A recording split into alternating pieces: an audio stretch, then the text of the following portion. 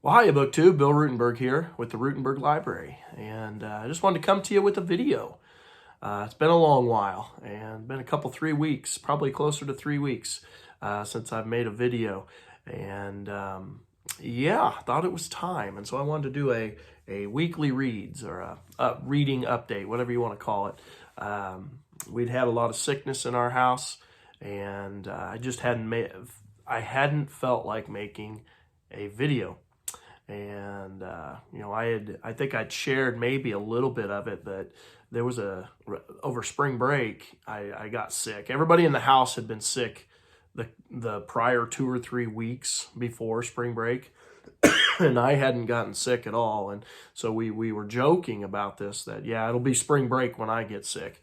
Sure enough, I got sick, and thought maybe I had strep throat, because my 6-year-old, she had strep throat 2 times in the span of 3 weeks, and she had felt miserable. And then she'd caught some other little bugs, and matter of fact, she had about a week's span, or 4 or 5 days there, where her temperature was at 104 degrees. And we'd pump her full of some medicine, it'd bring it down to 102. She'd feel a little bit squirrely like normal, and then it'd go back up to 104. And she was like just in this zombie-like mode, and it really scared us. We actually had a couple trips to Children's Mercy in Omaha, and yeah, as a parent, they're gonna get sick, so sickness doesn't bother me too much, because I know it's just part of life.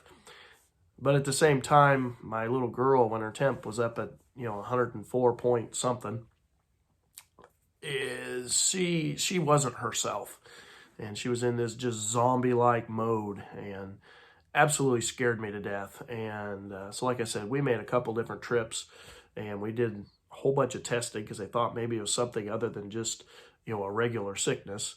And we did some stuff with her ultrasound with her stomach, trying to figure out stuff, because appendicitis, they were trying to rule that out, and it wasn't appendicitis, but they had to rule that out because her stomach had been hurting. And then they were doing pictures of her heart and doing a little bit of monitoring of that. And so it was like parents' worst nightmare. Doctor doesn't know, but she's sick.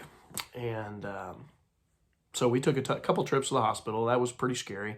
And like I said, we started to she started to get better, and my wife had been sick as well, and she started to get better, and lo and behold, I come up sick. And I lost hearing in my right ear for about 3 weeks. Couldn't hear a single thing on my right side. And my left side, I lost about half of my hearing. And thankfully, not this weekend, but last weekend, it came back. So this last week was my first week of having full hearing again. That was nice. You never know what it's like until you lose it. Holy moly.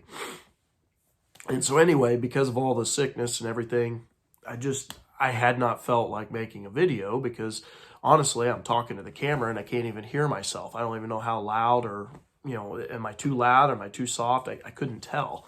And it was just awkward. But anyway, with that being said, with all the sickness we did have, I was able to get some reading done. And so that was one reason I wanted to make this video. And then a second reason was, and I just wanted to share this. I fully appreciate all of you out on BookTube that come and watch my channel. And that's a heartfelt message. I really do. I've got some people that I have done buddy reads with, or been in group reads with, and we've become good friends over these last 3 years. And we Voxer pretty regular, not even necessarily about books, but just what's going on in life. And hey, could you pray for us? That kind of stuff. And I really appreciate those friendships that I've got. And so thank you to everyone that I've become friends with. I'm not going to try to excuse me, I'm not going to try to name everybody, because I'm afraid I'll miss somebody. But I do fully appreciate that. And just those relationships that you build. Not they're friendships. You got your book side of things. You get to just joking about things. You know, our Historathon 2023, we got a lot of people on that Voxer chat, and there's a lot of comedy that goes back and forth if you get to reading those messages on the Voxer and then on the Discord, and people, you know, ribbing each other as it goes back and forth, and it's funny, but you're also learning a ton about books and about just history in general, and so I fully appreciated things like that. But I also wanted to say thank you to those viewers that, you know, maybe you are somebody who watches a video, but you don't leave comments. Now, we always love comments, don't get me wrong. But I know sometimes people don't want to leave comments. They just watch. They sit in the background and watch. And as you do that, you watch somebody's channel enough, you start to, you know, get that feeling like, you know them, yeah, maybe you're building a friendship even though there's no communication. You know, that does happen. It's almost like watching TV, and you get to where you're vested in the character, and I know what that's like on BookTube. It's a little bit the same thing, and I wanted to give a shout out to those people who watch, but maybe you don't leave messages, because I know that you guys care too, and I had an email sent to me. And I'm not going to repeat the whole email, but it was just somebody checking up on me. They'd noticed I hadn't made a video in a few weeks, and they knew we'd had sickness in the house, and they were just checking up on me. And that means a lot. That is so awesome. That is the part of BookTube that sometimes doesn't get talked about as much, and that is just, it's a really neat experience to know that people care about you who you may never have even met them face to face. And so, you know, thank you to all of those who have left messages and sent emails and that kind of stuff. I really do appreciate that. So anyway, 7 minutes into the video, I probably ought to get started on talking about some books. But I wanted to throw that out there because I really do appreciate it. And I do have some plans for some books because we've been out shopping in these last few weeks, and I've picked up books. I'm looking at the table over there, and I've got some stacks of books that I got to show you of things that I've picked up at the bookstores, and I've also been sent a whole bunch of stuff in the mail from viewers from Princeton University sent me some stuff in the mail, and who else sent me? Yeah, just several people have sent me some stuff in the mail, and I've picked up stuff, and so I just want to share that stuff with you. I have videos all planned out, that's what I'm telling you. I just got to get them recorded. So, anyway, this last week, what have I read this last week, or what have I finished? Let's start with what I have finished. So I'll tell you what I finished, what I'm working on, and then what I'm planning on. Excuse me. Still haven't got rid of all of this cough. So here are some books that I have finished. A couple weeks ago, I was working on some stuff. What was the audio book that I read? Now I'm going to go blank. It was a newer book from 2022 that I had read that was a bit of a thriller, or a bit of a mystery, but a thriller, and I can picture the cover. It's looking up over, there's a car driving on a road through the forest. Oh my gosh, what was the name of it? I'm going to go blank. But anyway, it was really good. Of course, you don't know the name of it, so let's move on. Anyway, I also, at the same time, I had ordered a new copy of And Then There Were None by Agatha Christie, because my old copy was kind of a hunker-junker, and so I wanted a good copy for my shelves, and that's what I got. And I got this from my local bookstore. She ordered it in for me. Hedgie's is the name of the store here in our town, and yeah, I got a good copy of that. And I didn't read it this time around. I had planned on it, but it didn't come in fast enough, and so I just listened to it on audio. Of course, a year or two ago, I had actually read through the whole book, but I plan on trying to read this every March for March Mystery Madness, just to celebrate mysteries. And so now I've got a really good reading, copy on my shelves that looks sharp. So I got that, and like I said, I finished that on audio. I had started a new project at the end of March, and it is my opening day project. And what this project is here in the Ruttenberg Library, we happen to like baseball. We love baseball, and we love baseball biographies. We love books about baseball. Anything doing baseball, I like it. And so I picked up on, and I started reading it March 30th, I think, was opening day. And I may have started at March 29th because I just couldn't help myself.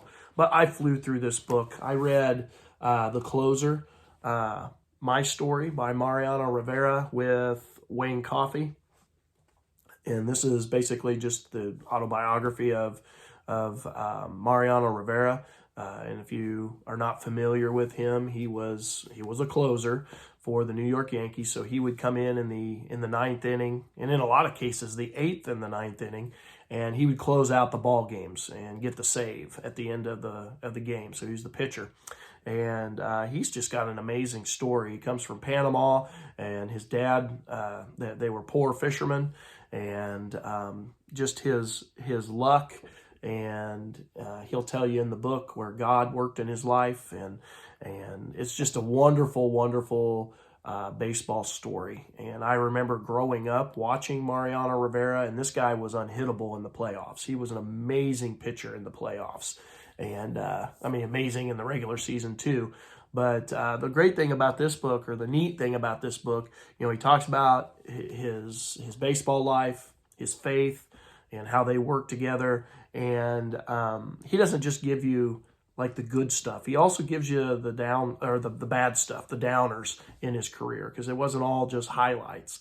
And see, I would think back and I was like, man, this guy was a stud. Nothing ever went wrong.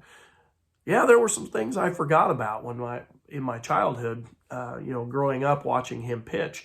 And he talked about the ups and the downs of his career, and he did a real good job. And he was pretty blunt, and he took full responsibility for anything that went wrong with his baseball stuff. And anyway, highly, highly recommend it. This was an awesome choice for my opening day book for the baseball season. And so my plan is I am going to read at least one baseball book every month from now all the way through October to celebrate baseball. And that will probably become a regular thing on the channel because everybody knows I've got enough baseball books. So that was my opening day book. Now, the next book that I finished, and I did this last weekend because I had plans of finishing 4 books this weekend because I was that close. If you're not familiar with how I read, I am a bit of a mood reader, and I read multiple books at a time. My oldest daughter and my wife don't really understand how I do that, but I do. It's my way of doing it. And I mean, there's times I'll have 8, 9, 10 books going all at one time. And I just read a little bit here, a little bit there. And my idea is as long as I'm reading. And what happens oftentimes is I'll get 3, 4, 5 books that I get to the end of the book all at the same time. So if you're looking at my list of books of things I finish, it looks like bam, bam, bam, bam, bam, and they all finish about the same time. And it looks like I'm just reading a ton. But actually, this is all drawn out over a long period of time. But anyway, long story short, one of my first quarter Historathon 2023 books that I had got in the mail from Princeton University was The Scythian Empire, Central Eurasia and the Birth of the Classical Age from Persia to China by Christopher Beckwith. And I got this from, I had gotten an email from Princeton asking if I wanted to look at their university press and pick some books to showcase on the channel and read along with the Historathon 2023. And I said, absolutely. I love books. Why not? And so I picked 5 different books, and this was, like I said, one of those books, and it fit in with the first quarter. Now, this book, when I chose this, I was hoping this was going to be more of a history of the Scythians, and I would learn something about the people. I will say, unfortunately, I didn't learn much at all about the Scythian people. This book, it probably chalks up to a big disappointment for me. and that has nothing to do with Princeton University Press. It's just how the book was written, and it bothered me. And it was all about language and is it etymology or whatever, the study of words and stuff. That's what probably 80% of this book was, if not a bigger percentage than that. And I'll be honest, it lost me in a lot of cases, and that's one reason it took me so long to read the book. Was it did not draw me in at all. I think it could have been, and also the premise of the book, the author is saying, I felt like he's saying all ancient cultures all go back to the Scythians, and I'm not sure that that's the case. I don't really agree with the premise of his main ideas for this book. He tried to prove it, but I don't know that he did. He didn't have me on board, needless to say. But anyway, I did finish it, and I do thank Princeton University Press for sending this book. This was a great little treat. All of the books they sent were a treat. That's just how it goes with when you get a handful of books. Some are going to be hits and some are going to be misses. And this one, unfortunately, was a miss for me. Now, with that said, somebody else may read it and find something awesome about the book. It just wasn't going for me. And I will also add in that goes back to like prehistory, or very, very ancient history, and that is not my cup of tea when I'm reading history in general. So it could also be I just didn't have enough knowledge in the area. I'll throw that out there. But anyway, the next one that I read was a fiction book by Angela Thirkell, High Rising, and it had an introduction by Alexander McCall Smith. And this was a good book. It was interesting. It was it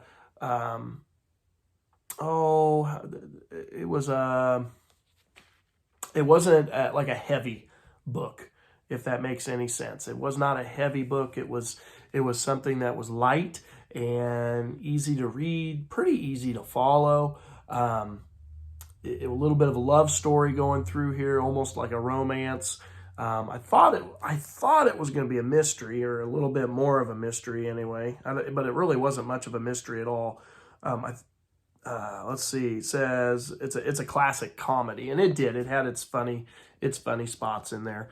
But I was sent this by Janelle over at Too Fond of Books, and I really appreciate that, Janelle. That was a giveaway that she did on her channel, and I had never read Angela Thirkell. And if I ever come across another one of her books, I'd probably read it.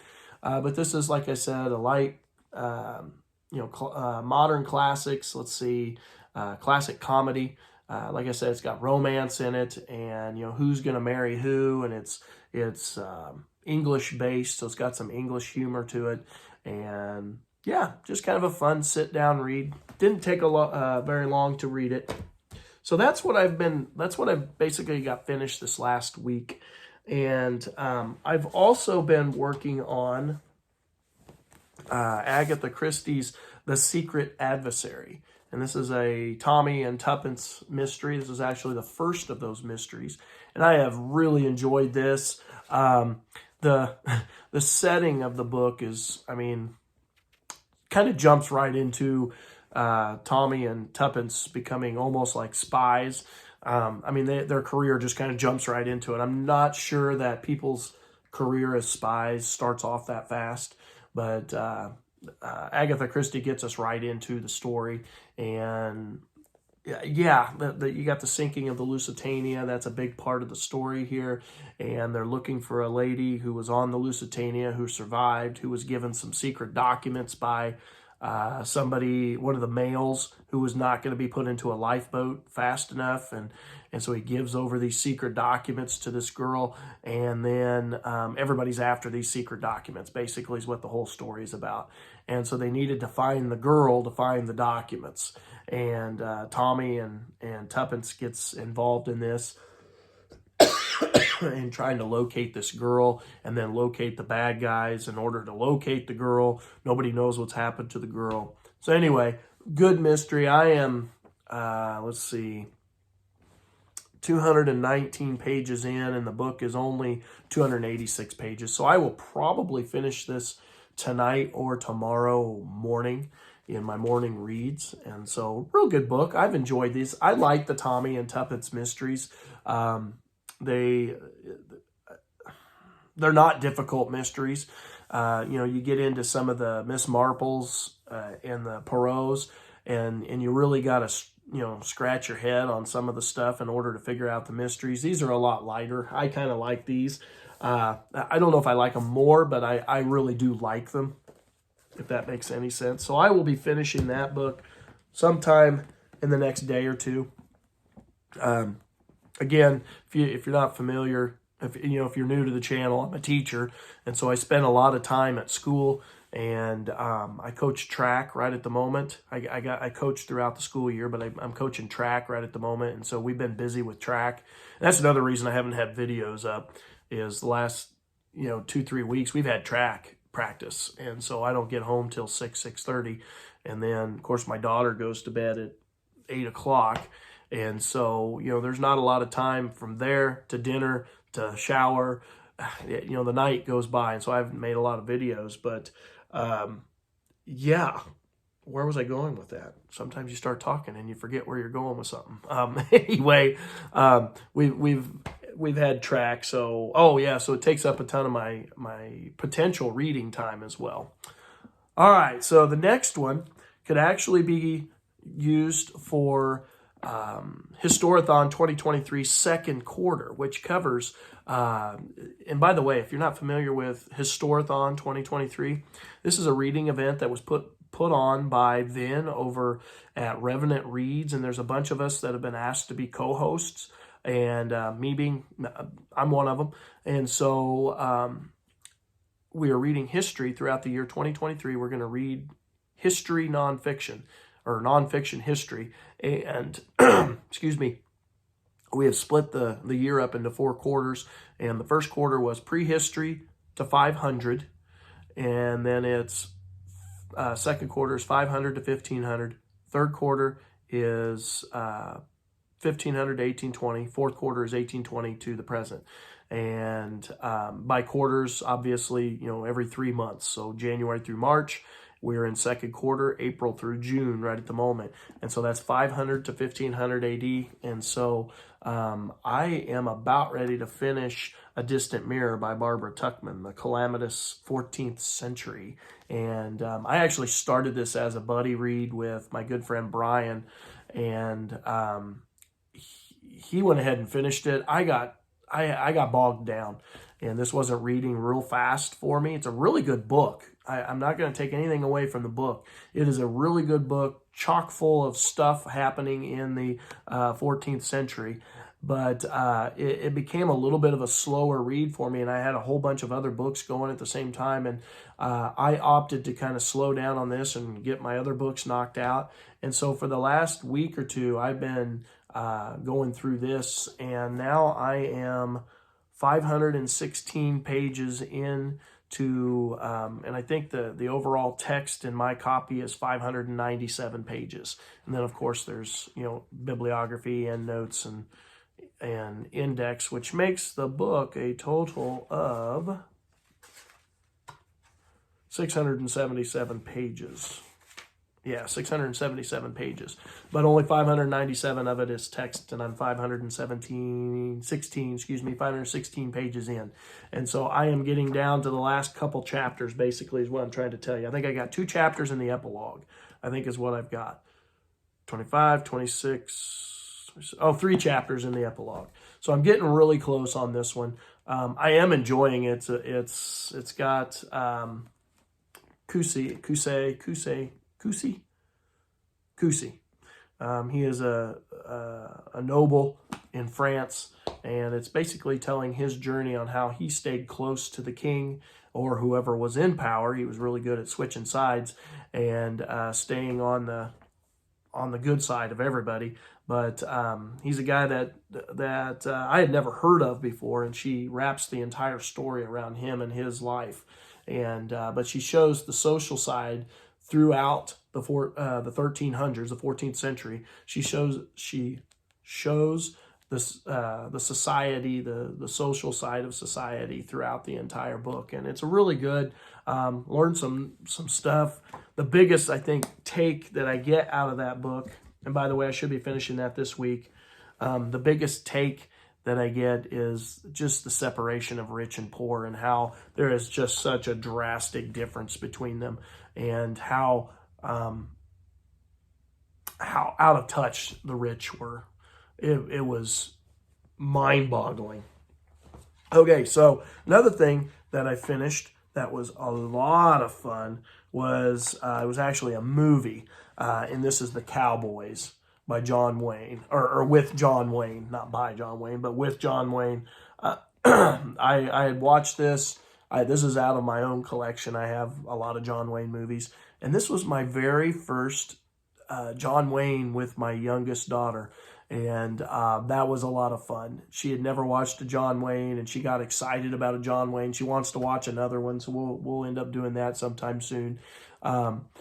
It was just a lot of fun. And if you're not familiar with the story, John Wayne's character, he has a cattle ranch, and he needs to take his cattle to market, so they got to go on a cattle drive, and there's a gold rush in the area, in the region, and all of the people who are potential cowboys, all those guys go off to the gold rush, and there's no men left, and all he's got left are the boys, literally cowboys, and he teaches them to be to become men, so to speak. And there's just a lot of coming of age stuff that happens, and it's funny. It's got your good John Wayne fight scene. You get your good guy, your bad guy. It has all the classics of a Western, and absolutely loved it. My daughter really enjoyed it, which was the biggest thing that I really wanted out of that daddy-daughter time.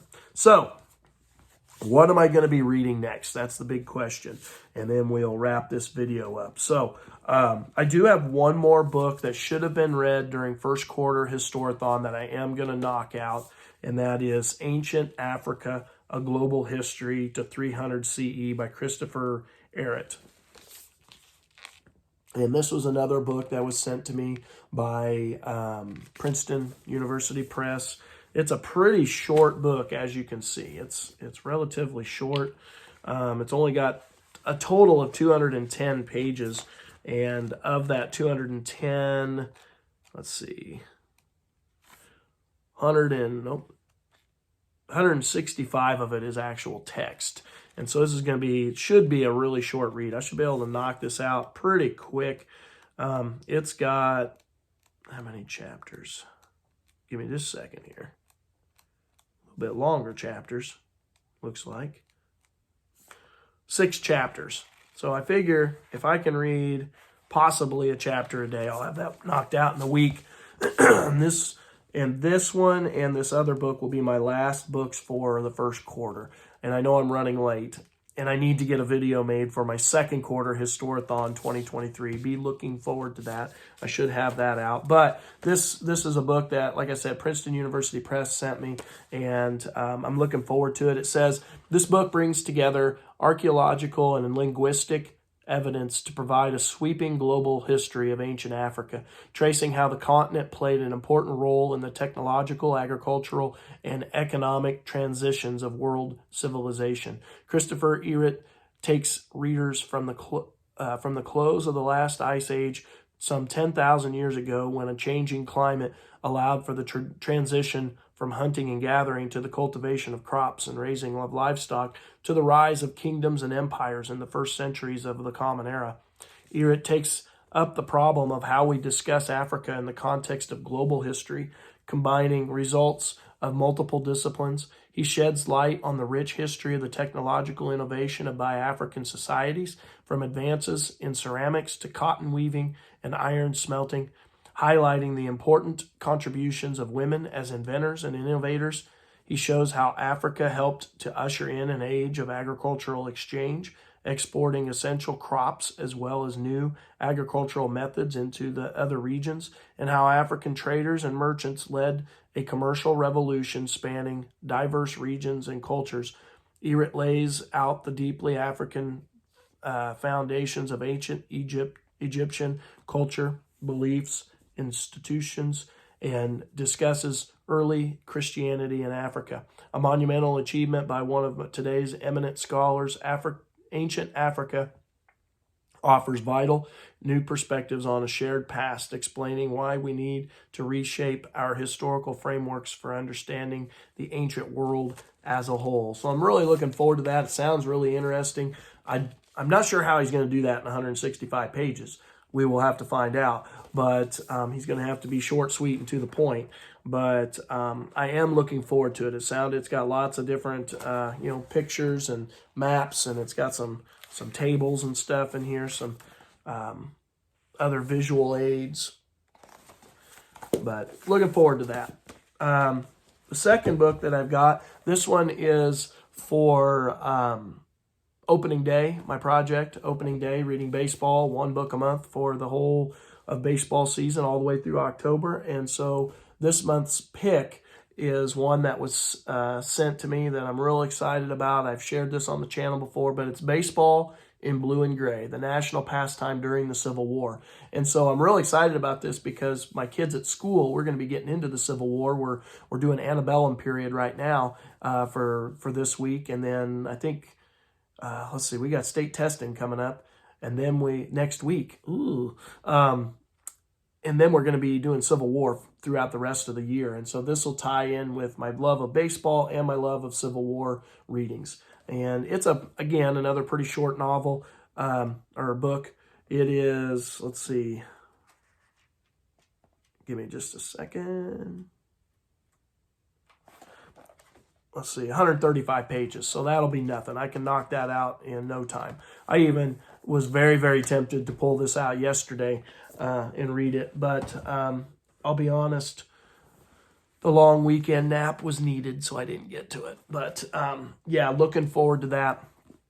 And then the other Historathon 2023 first quarter book that I'm going to knock out here right fast before I get into second quarter is Egypt's Golden Couple, How Akhenaten and Nefertiti Became Gods on Earth by John Darnell and Colleen Darnell. And so been looking forward to this. I have a advanced reader's copy that was sent to me. Thank you, Peg, over at the History Shelf. She sent her extra to me, and looking forward to this. This is going to be good. This has been out for a while, and I've heard good things about it. And so I'm not going to read the back because I think I've actually done that in a couple different videos, but looking forward to that. So those are my three books I'm going to be getting into, and there's some other ones, but those are my main three. So this video's been on for a while. If you've made it this far, congratulations. And thank you. But anyway, just wanted to give you kind of a reading update, what's happening on the channel, what's happening with me. And again, I appreciate all of those new subscribers. I appreciate, just people who've left comments asking how things are going. How am I doing? Am I still alive? I'm still kicking. I'm here. But thank you to everyone for all of that. Be looking forward to, hopefully this week, I'm going to get some videos done showing some of those new books that were sent to me in the mail, some of them that I have picked up over the last couple of weeks. I also have a book tag that I'm going to do, the first quarter of the year book tag. And then I got some other stuff I got planned, so be looking forward to those. And it's good to see you guys again, kind of through the video, however you want to look at that. But look forward to answering any questions you got in the comments section. And I do need, last thing, I got to get my comments all caught up. I'm 2-3 weeks behind. That's what I'm going to do right now as I'm uploading this video or as I'm getting it ready. I'm going to get some comments all taken care of. Please don't think that I'm ignoring people. It's not on purpose. We've just been busy and just haven't felt good for the last, for a while. So hopefully I can get on the ball and get that taken care of. And I look forward to commenting with you. So BookTube, thank you for watching. And until next time, happy reading.